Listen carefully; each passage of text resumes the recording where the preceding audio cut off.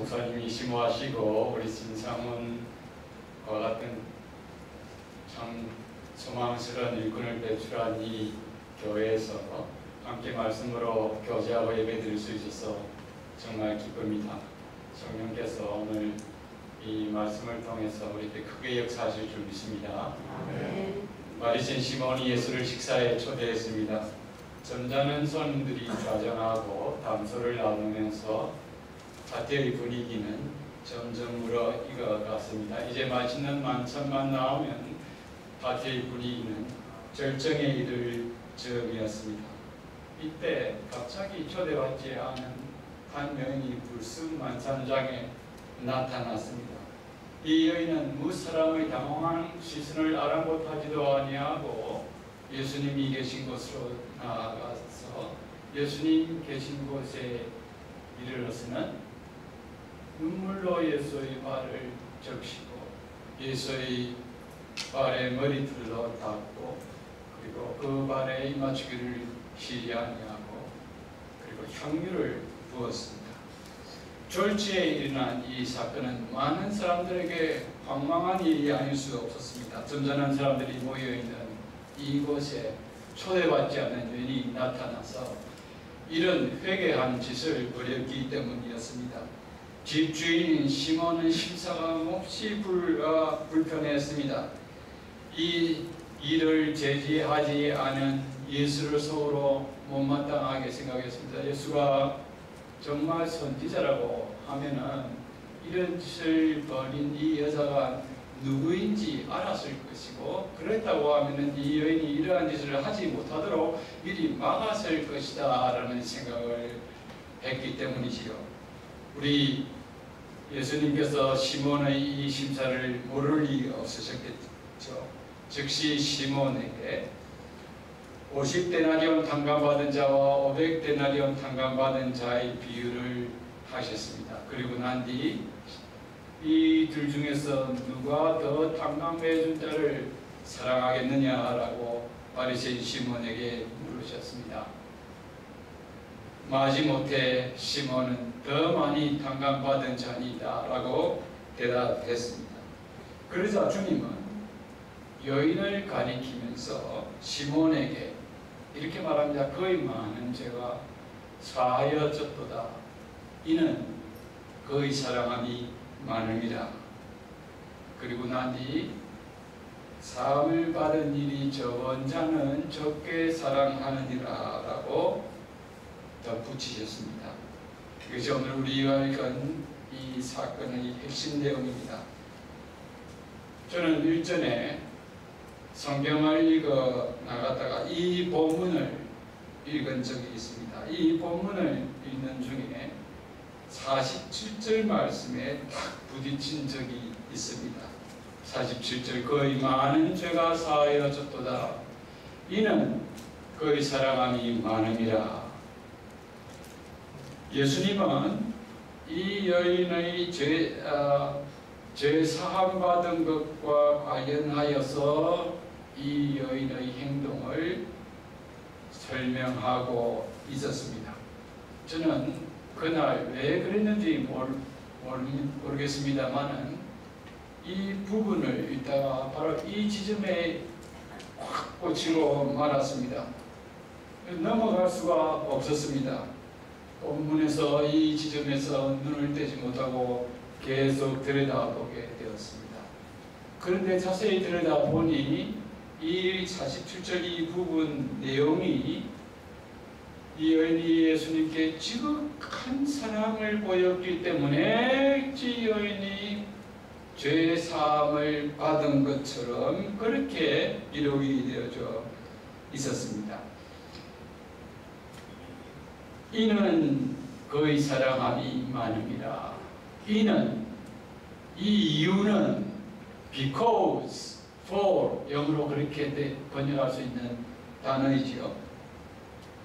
그녀가 지극한 사랑을 주님께 찾아와서 보이기 때문에 죄가 많이 사하여졌다라는 식으로 생각하게끔 오늘 본문이 기록이 되어져 있습니다. 저는 그때 이 본문을 보면서 그럴 리가 없는데 이때까지 내가 교회에서 배워왔고 신학교에서 배웠고 또 교수가 되어서 가르쳤던 것은 이와는 정반대인데 우리의 행위로 우리가 하나님을 지극히 사랑했기 때문에 하나님을 위해서 일을 했기 때문에 구원을 받는 것이 아니라 값없이 구원을 받고 그 결과로 주님을 섬기는 건데 오늘 이 본문은 정반대로 생각하게끔 기록이 되어 있지 않은가 하는 생각을 하면서 이상하게 생각하면서 이 본문을 읽으며 혹시 번역이 잘못된 것이 아닌가 원문과는 달리 그런 생각을 하고 다른 번역 성경은 어떻게 되었는가를 살펴봤습니다. 영어 번역 성경을 한 7가지 영어 번역본을 찾아봤는데 하나 빼고는 전부 다 여기 우리나라 말식으로 번역을 해 두었습니다. 외국에 갈 때마다 외국 성경에 이 부분의 인원을 어떻게 번역하고 있는지를 늘 확인하는 저는 습관을 갖고 있는데 이때까지 외국 다닌 교회 나라에서 모두 다 우리나라 말식으로 그렇게 번역을 해놓고 있었습니다. 이렇게 번역한 이유는 인원에 해당하는 원어인 본래 헬라어 성경 본문에 쓰여졌던 단어 호티 때문이었습니다.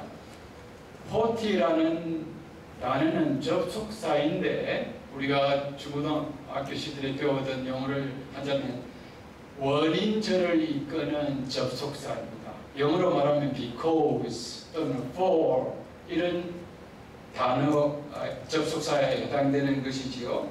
그렇기 때문에 그 문법에 맞게 이는 이 이유는 우리말도 그렇게 번역을 했고 영어 성경도 because 또는 for 이렇게 번역을 한 것입니다. 그런데 호티라는 헬라어 접속사는 드물게는 결과를 이끄는 그러한 용도로 쓰이기도 했습니다. 만약 이 호티라는 접속사가 오늘 이 본문에서 결과적 의미로 쓰여졌다고 하면은 오늘 본문은 이렇게 번역할 수가 있습니다. 그녀의 많은 죄가 사하여졌도다. 그 결과로 그녀가 이처럼 나를 사랑하느니라. 그녀의 많은 죄가 사하여졌도다. 그것은 그녀가 이토록 나를 사랑하는 것을 통해서 드러나느니라. 이렇게 번역이 되어질 수가 있습니다.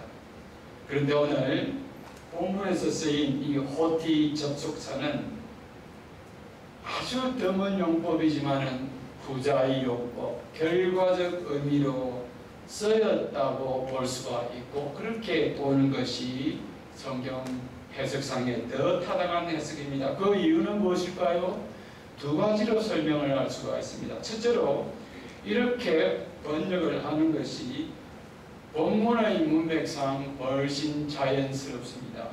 예수님은 이미 본문의 앞절에서 탕감받은 자의 비유를 통하여서 많이 탕감받은 자가 탕감해준 자를 더 많이 사랑한다 하는 그런 대답을 유도해 내셨습니다. 그리고 지금 문제가 되는 이 47절의 하반부에는 사함을 받은 일이 적은 자는 적게 사랑하느니라. 주님이 그렇게 말씀하셨죠. 사함을 받은 일이 먼저고 적게 사함을 받은 자는 적게 사랑한다. 주님이 그렇게 말씀하셨습니다. 이런 문맥을 통해서 볼 때에도 이 호티는 결과적인 용법으로 쓰였다라고 보는 것이 훨씬 자연스럽습니다. 둘째로 이런 결과적 의미로 번역하는 것이 신약 성경의 전체의 가르침과도 훨씬 조화를 잘 이루기 때문입니다. 사도 요한은 요한일서 4장 19절에서 우리가 사랑함은 그가 먼저 우리를 사랑하셨습니다. 우리가 서로 성도들끼리 사랑하면 주께서 하나님께서 먼저 우리를 사랑하셨다. 사랑받은 것이 먼저고 그리고 그 결과로 사랑한다는 것이죠. 사도 바울도 에베소서 4장 32절에서 에베소 교인들이 이렇게 권면합니다. 서로 친절하게 하며 불쌍히 여기며 서로 용서하기를 하나님이 그리스도 예수 안에서 너희를 용서한 같이 너희도 서로 용서하라. 하나님이 우리를 용서한 것이 먼저이고 그 용서함을 받은 것 같이 우리도 성도들끼리 서로 용서해야 한다. 이렇게 사도 바울이 가르치고 있지요.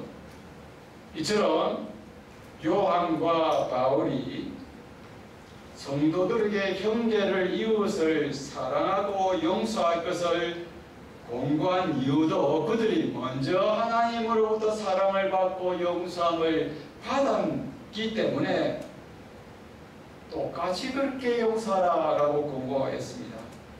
만일 요한과 바울이 예수님의 신실한 제자 사도라고 생각을 한다고 하면은 이들의 가르침은 예수님의 가르침을 그대로 반영한 가르침이라고 할 수가 있습니다. 그렇다고 한다면 오늘 이 본문에서 예수님이 말씀하신 것은 그녀가 죄 사함을 받은 일이 너무나 크기 때문에 그 결과로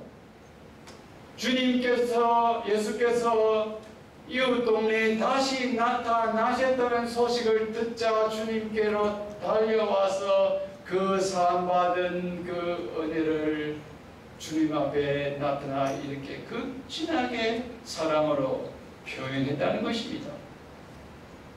우리는 이 여인이 언제 어디서 예수님을 만나서 죄 사함의 은혜를 받았는지는 알 수가 없습니다. 성경이 그것까지 기록해 놓고 있지 않기 때문입니다. 그러나 하나 분명한 것은 이 여인은 이미 예수님을 만나서 죄 사함의 은혜를 받았고 그 결과로 주님이 이웃 동네에 다시 오셨다는 소식을 듣고 주께 찾아와 받은 바 은혜를 감사해서 극진한 사랑의 표현을 하게 되었다는 것입니다. 그렇다면 바리새인 시몬은요? 시몬은 예수를 식사에 초대하였지만은 예수님께서 들어오실 때 발 씻을 물조차 뜨다드리지 않았습니다. 그러면 시몬은 죄 사함을 받은 적이 없다는 말일까요? 아니면 받기는 받았을 때 지극히 미미하게 받았다는 말일까요? 종교 지도자인데요. 은혜의 일한 체험 없이도 종교 지도자로 그렇게 행세하고 사회에 갈 수 있다는 말일까요? 저는 그날 곧 이 성경을 읽다가 곧 이런 질문으로 넘어가게 되었습니다. 그런데 오래 생각할 것도 없이 바리새인이 그럴 수도 있었겠구나 하는 생각이 들었습니다. 바리새인은 늘 회당에서 율법을 읽고 연구하고 가르치는 사람이었습니다. 문자 그대로 가르치는 것을 일상화한 사람이었습니다. 그리고 정규적으로 금식하고 율법에 나와 있는 대로 또 구제에 힘쓴 사람이었습니다. 그러니 당시 사람으로부터 병변한 인물, 종교적인 인물로 늘 인정을 받고 칭찬을 받는 사람이었습니다. 바리새인 자신은 이런 생활을 해왔기 때문에 자기도 죄를 안 짓지는 않지만은 이 쇠리들처럼 가슴을 치며 베개할 만한 그런 죄를 짓고는 사는 사람이 아니야 하는 생각을 늘 갖고 산 사람이었습니다. 그러니 이런 은혜의 체험 없이도 스스로 자기 의에 빠져서 종교 지도자로 생활할 수 있는 것이지요. 바리새인 시몬을 생각하니 갑자기 저 자신이 섬뜩해졌더랬습니다. 나는 어떤가? 하지만 나도 심은가 흡사하지 아니한가 하는 생각이 들었기 때문이었지요. 정작 그렇게 생각하고 제가 질문을 한번 던져보니 실제로 저 자신이 바리새인 시몬과 유사한 점이 너무나 많았습니다. 어릴 때부터 늘 기도하는 할머니 설화에서 자랐습니다. 같은 방을 쓰면서 늘 새벽마다 기도하는 할머니 기도 소리를 들으면서 유년 시절을 자랐습니다. 기도하시는 교회를 잘 섬기시는 믿음의 부모님 밑에서 자랐습니다. 어린 시절 한 번도 교회를 떠나본 적이 없습니다. 그것도 신사참으로 옥구를 치르시고 나와서 교단을 처음 세우신 한상동 목사님이 시부하시는 교회에서 자라면서 어렸지만은 한 목사님의 영향을 많이 받았습니다. 어릴 때부터 이런 종교적인 분위기 때문인지 목사가 되고 싶었습니다. 그래서 초, 중, 고등학교 늘 이런 일념으로 조심조심 하면서 주위 친구들로부터 선생님으로부터 조금이라도 흠잡히는 그런 모습 보이지 않고 빈축사는 말 듣지 않아야겠다 생각하고 늘 조심하며 살아왔습니다.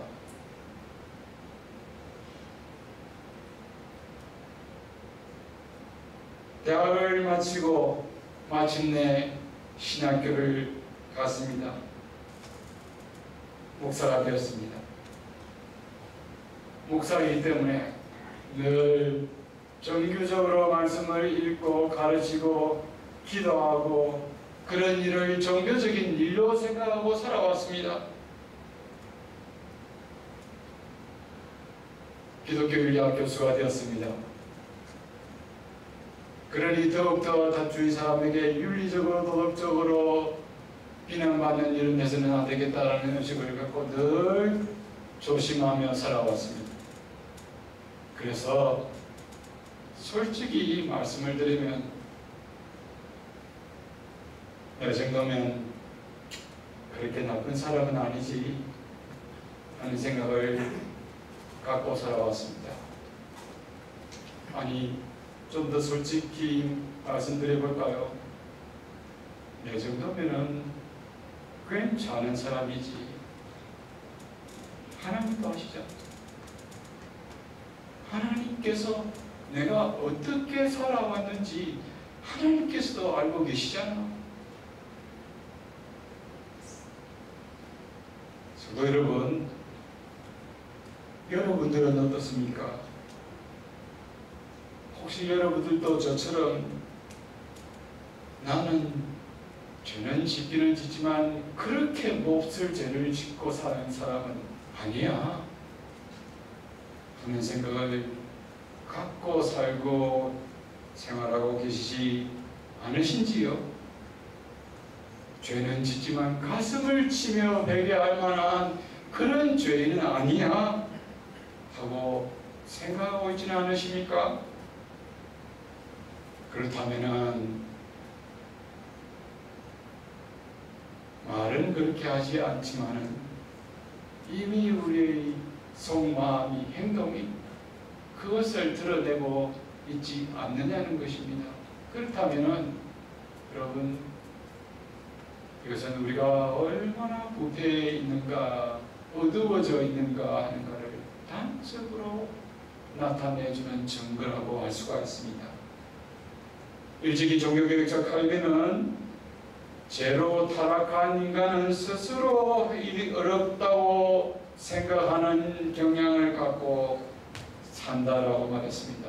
그 이유는 그게 두 가지인데, 첫째로 본성상 교만하여져서 스스로 어렵다고 스스로를 기만하기 때문이고, 둘째로는 이 세상의 기준이 오염되어 있는데 자기의 행동을 자꾸 이 세상의 기준에 비추어 판단하면서 살아가기 때문이다 라고 했습니다. 자기 행동을 이 세상의 기준에 비추어 보아서 나쁘지 아니하면 이내 도덕적인 것, 괜찮은 것으로 생각하며 살아가기 때문이다라고 했습니다. 그래서 칼빈은 오늘 부패한 인간들은 자신을 하나님의 말씀 앞에 세워보지 않는 한 자기 자신이 얼마나 더럽고 소망 없고 피폐한 인간인가 하는 실상을 볼 수가 없다라고 말씀했습니다. 그래서 하나님의 의가 드러나 있는 율법을 거울이라고 했습니다. 하나님의 의가 드러나 있는 율법 앞에 우리 자신을 세워 볼 때에만 비로소 우리가 얼마나 더럽고 추한가 하는가를 깨닫게 된다고 했습니다. 혹시 오늘 우리는 어떻습니까? 이 바리새인처럼 살고 있지는 않습니까? 자신의 실상을 보지도 알지도 못하기 때문에 이 바리새인처럼 하나님의 자비와 긍휼을 간구하지 않고 그냥 살아가고 있는 것이 아닙니까? 어쩌면 경건은 없고 하나님 앞을 두려워하는 마음은 없고 정통신앙으로 자신을 무장한 채 율법적으로 살아가고 있는 것은 아니냐 하는 말입니다. 성도 여러분, 적당히 어려운 바리새인처럼 살아가는 것은 오히려 우리 자신들에게 얼마나 큰 불행이 되는지 모릅니다. 이런 사람들은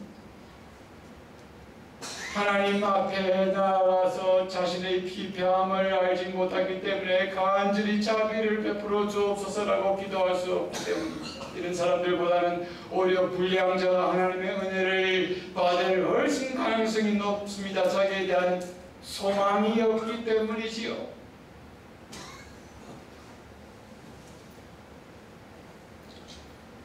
그런데 이 여인은 받았습니다. 이 여인은 당시에 죄인으로 정죄당한 사람이었습니다. 당시 이 여인을 죄인이라고 칭한 것은 아마 창기였을 것이다 라고 주석학자들이 많이 추적을 하는데요. 이 죄인은 레위기서 율법에 따르면 부정한 자로 취급을 받기 때문에 이스라엘 백성들이 아무도 그녀와 함께 자리를 같이 하려고 하지 않았습니다. 율법에 따르면은 정한 것과 부정한 것이 같이 만나게 되면 부정한 것이 정하게 되는 것이 아니라 정한 것이 부정하게 된다. 그래서 정한 것은 부정한 것과 같이 접촉해서는 안 된다라고 율법에서 말하고 가르쳤기 때문입니다. 이 여인은 아무도 다른 사람이 그녀와 함께 하려고 하지 않던 그런 상태의 여인이었습니다. 사회로부터 소외된 채 음지에서 살아갈 수밖에 없었습니다. 이 여인은 죄책감에 눌린 채 그렇게 외롭게 살 수밖에 소망 없이 살 수밖에 없는 여인이었습니다. 그런데 바로 이 여인에게 우리 예수님은 찾아가셨습니다. 아무도 가까이 하려고 하지 않던 이 여인에게 우리 예수님이 먼저 찾아가셔서 그녀를 만나시고 그녀를 불쌍히 여겨 주셨습니다. 그리고 자비를 베풀어 주셨습니다.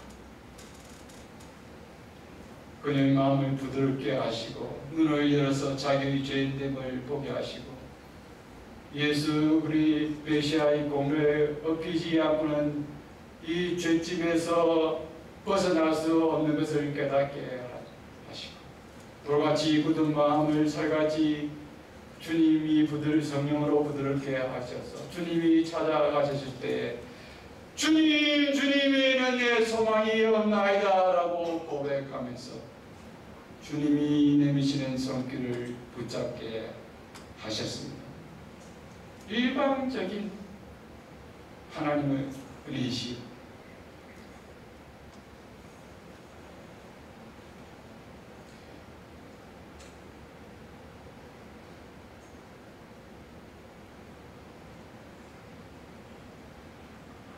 그저 무슨 공로가 있었겠습니까?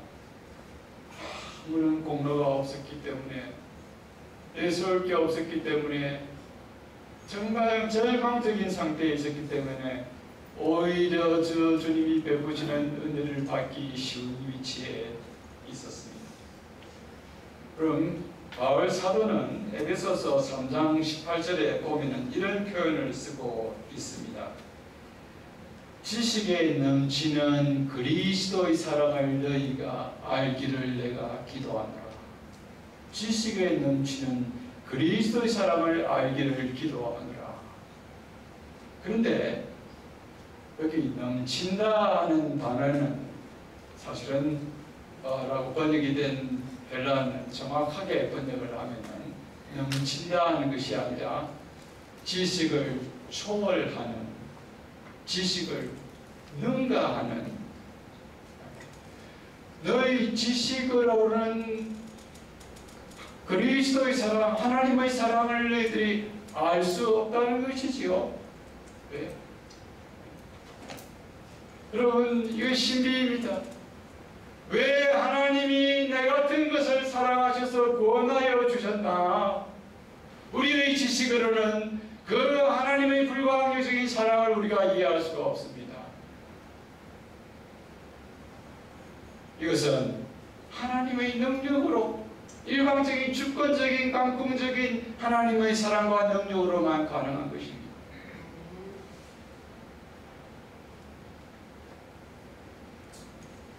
여인은 하나님의 능력으로 성령께서 역사하셔서 자기에게 베푸시는 그리스도의 사랑을 받아들이고 예수 외에는 소망이 없음을 알고 예수 밖에서 살던 여인이 이제는 예수 안에 들어가 사는 이런 복을 누리게 되었습니다.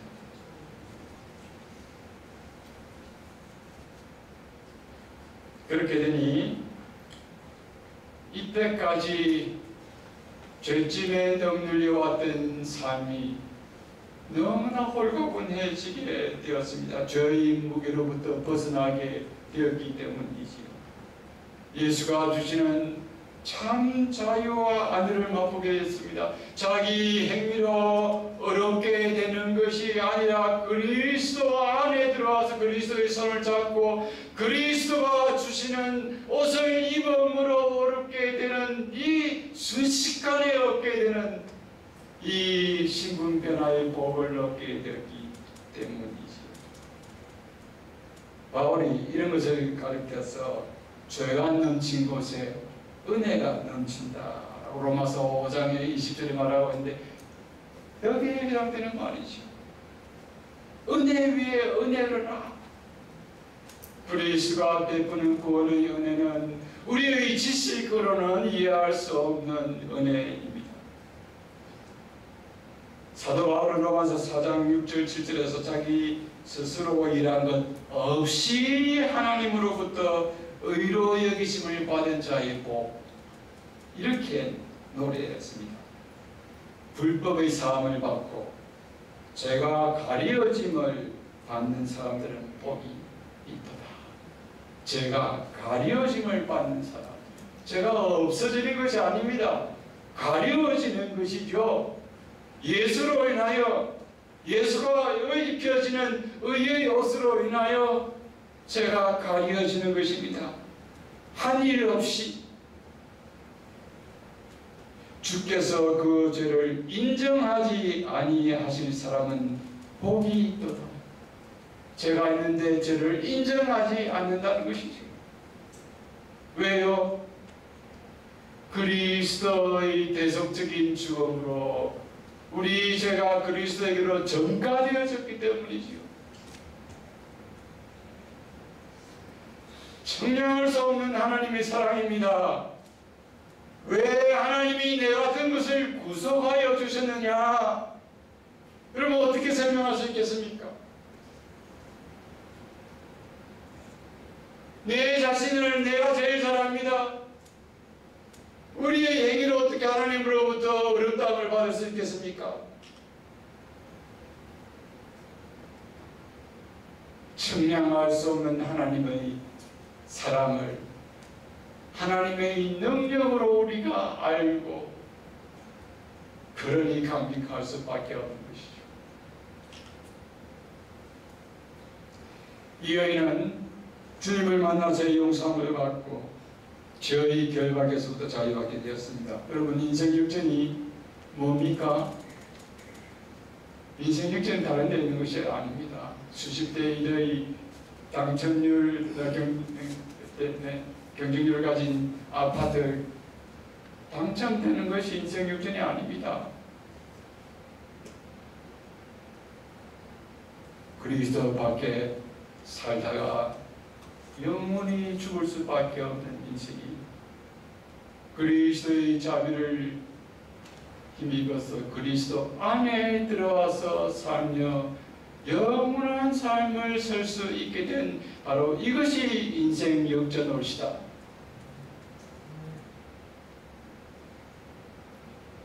인간은 본래 하나님을 떠나서는 참 위안을 누릴 수 없는 존재입니다. 왜요? 그렇게 창조되었기 때문입니다. 우리가 볼 때 뭔가 그럴듯하고 누리고 가지고 있는 사람들이 우리 주위에 들어 있습니다. 사람들 눈에 보이면 너무나 행복할 것 같지만 여러분 들다 보십시오. 목사들은 너무나 잘 압니다. 신방가 보면은 10명 중에 9명은 다 문제를 가지고 있습니다. 이 세상의 물질, 성공, 돈, 명예에 집착하며 사는 사람들은 도리어 그것 때문에 평안이 없습니다. 그것을 줄 수 없을까 늘 노심초사하며 살아가기 쉽기 때문에 평안이 없습니다. 그것을 얻게 되고 지니게 되면 이것이 날아가지 아니할까, 오래가지 아니할까 늘 안절부절하게 됩니다. 하나님 떠난 인간은 어쩔 수 없는 불안 가운데 살아갈 수밖에 없습니다. 하나님 안에 들어오게 될 때 인생은 비로소 하나님 안에서만 참 평안을 맛볼 수 있습니다. 어거스틴의 유명한 고백록에 쓴 것이죠. 하나님 안에서는 하나님 안에서 평안을 누리 그때 외에까지는 참 평안이 없었나이다. 그런데 이 여인은 예수를 만나 죄 사함을 받고 보니 이때까지 맛보지 못한 참 안위와 평안을 맛보고 누리게 되었습니다. 그렇게 되니 주님에 대한 한없는 감사와 사랑이 솟구치게 되었습니다. 자기를 구속해 주신 주님을 위해서 주님을 기쁘시게 하고 주님을 영화롭게 하는 삶을 살고 싶었습니다. 보십시오. 그런 마음을 갖고 있었기 때문에 예수님이 이웃 마을에 다시 오셨다는 소식을 듣자 한 걸음에 예수께 달려와서 주님이 계신 곳에 나아가서 눈물로 예수의 발을 적시고 그 머리털로 예수의 발을 닦고 발을 입 맞추기를 쉬지 않고 향유를 부었습니다. 최상급의 감사의 표현이지요. 자기 가진 모든 것을 들여서라도 주님을 영원롭게 할 수 있다면 주님을께 바치고 싶었기 때문이었습니다. 성도 여러분, 오늘 우리들에게 이 여인과 같은 주님에 대한 감사와 감격이 있습니까? 내같이 들어온 것을 하나님께서 불쌍히 여기시고 사랑해 주시고 그의 아들을 보내셔서 나를 구원하여 주시고 예수 믿게 하시고 대속하여 주시고 하나님의 자녀가 되게 하셨다. 이 사실을 생각만 해도 마음이 울컥하고 굴뚝이 합니까? 오늘 행여 우리에게 이런 마음이 없으면은 우리는 뭔가 우리 심령에 고장이 나 있는 것으로 생각해야 합니다. 하나님이 통상 우리들에게 은혜를 주시려고 하면은 그 전조가 있기 마련입니다.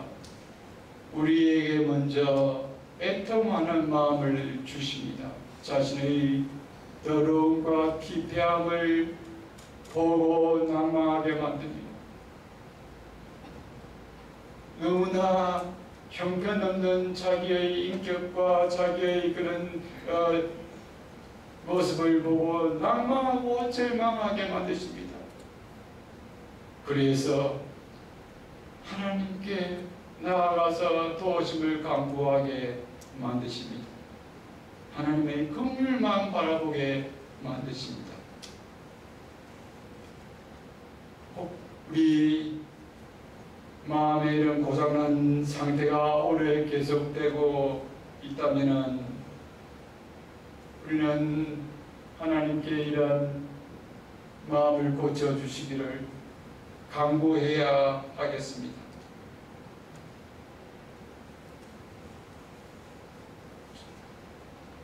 마지막으로 제가 제게 어린 시절에 있었던 이야기를 하고 설교를 마무리하려고 합니다. 제 기억에 한 1970년으로 생각이 되는데 저 국민학교 한 5학년 정도 되던 때였습니다. 어느 날 부산역 앞에서 광장에서 선교사들이 와서 집회를 한다 하는 그런 소식을 듣고 친구로부터 듣고 2박 4일 동안 열리는 그 집회에 가게 되었습니다. 그 말을 전해준 친구와 같이 갔던 기억은 없고 저 혼자 이렇게 2박 4일간 갔는데 저는 그때 어린 시절에 학교에서 운동회 할 때 봤던 그 천막 그 정도는 보았는데 공기로 부양하는 그 대형 천막은 처음 보았습니다. 대형 천막을 부산역 광장에 쳐놓고 선교사들이 집회를 했는데요.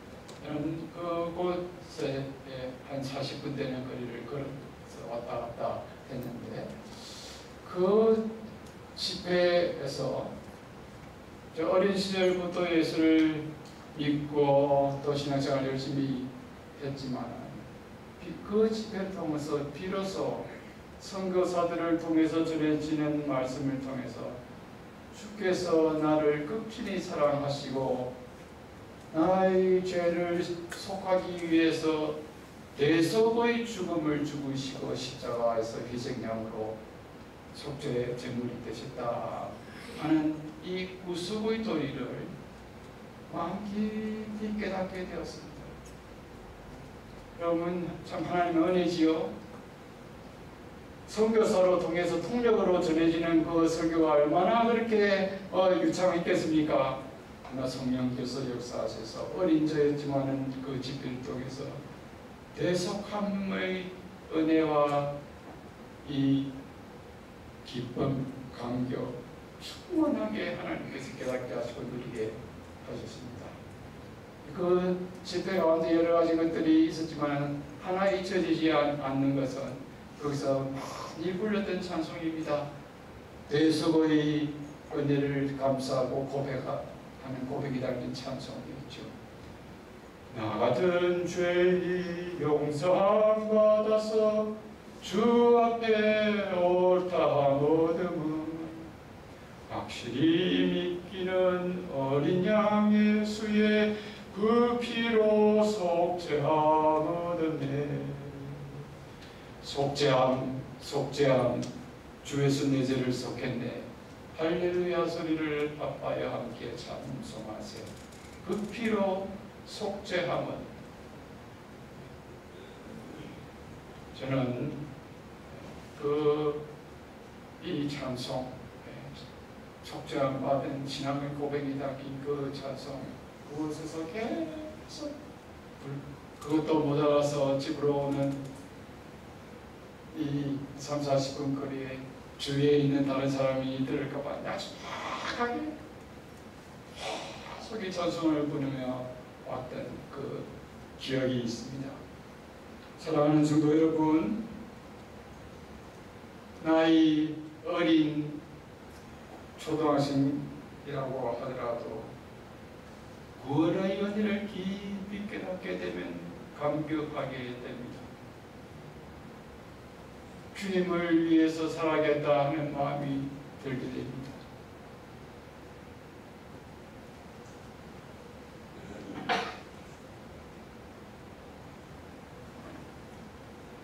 인생의 황혼에 접어든 노인들도 이 구원의 은혜를 바르게 알고 깨닫게 되면 감격하면서 남은 삶은 주님을 더 영화롭게 하는 삶을 살아야겠다 하는 결심을 하게 됩니다. 성도 여러분, 이제 마지막으로 오늘 정말 이 본문에서 하나 놓쳐서는 안 될 포인트가 있습니다. 그것은 우리에게 참 소망이 되는 내용인데, 예수님이 바리새인 시몬의 식사에 초대에 응하셨던 것입니다. 예수님이 바리새인이 자기를 진정으로 대접하려고 하는 것이 아니라 예수가 누구인가 하는 것을 알고자 하는 의지로 자기를 초대했다는 것을 주님이 모르셨겠습니까? 다 아셨지요. 주님이 아심에도 불구하고 이 초대에 응한 것은 그 바리새인을 불쌍히 여기셨기 때문입니다. 지금 주위에는 하나님의 나라의 복음, 자기가 전해주는 천국 복음을 인해 많은 사람이 거듭나고 주를 따르는 무리의 대열에 합리하고 하늘나라를 위한 삶에 살아가겠다고 하는 이런 이 성령의 역사가 일어나고 있는 이러한 가운데 있지만 여전히 율법의 노예 속에서 기쁨 없이 살아가고 있는 이 바리새인, 주님이 불쌍히 여기셔서 이 바리새인도 이 여인과 같이 그리스도 안에서 거듭난 속죄함 받은 은혜의 감격에서 주님을 위해서 살아가기를 바라는 마음으로 주님이 이 초대에 강하셨기 때문입니다. 여기 우리의 소망이 있습니다. 오늘 혹시 우리는 너무나 예수를 오래 믿고 잘하기 때문에 묵은둥이처럼 이 바리새인처럼 매너리즘에 빠져서 형식적으로 그렇게 살아가고 있지 않습니까? 이 여인처럼